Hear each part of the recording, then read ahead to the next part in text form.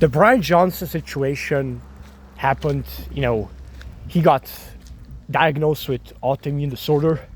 And here's my personal opinion on this whole Brian Johnson thing and this whole situation for Brian Johnson. So obviously Brian Johnson was my biggest idol because he was a biohacker. He took, 100 pills a day. He tried all types of drugs. He even injected plasma into his veins. His son's plasma into his blood, and that is obviously what caused the development of his autoimmune disorder. And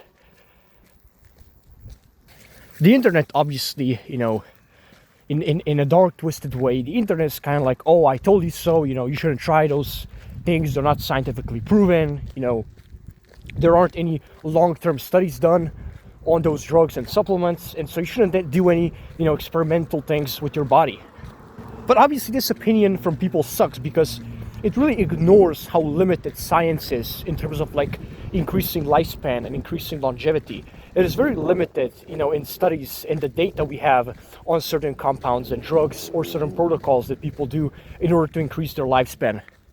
Obviously my channel seems like this similar thing where I teach people and I sort of give advice to people which isn't really proven scientifically, but of course, it's logically valid.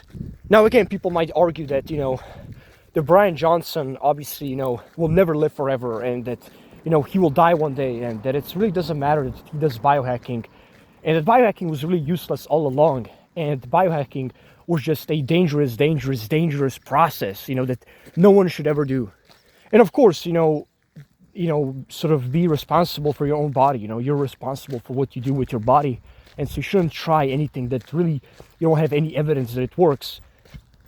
But that doesn't mean that you shouldn't actually try those things, because sometimes those things don't necessarily have a scientific basis, but they do have a logical basis, which does have certain scientific understanding in it. Obviously the internet is going to hate me for saying that, but Brian Johnson did nothing wrong. In fact, really, if you want to be a biohacker, you have to try certain things which society considers taboo or wrong or dangerous or unproven to work. Even that's how really science works. Science works in the exact same way. You try something that isn't proven to work, and then you really test if it works or not.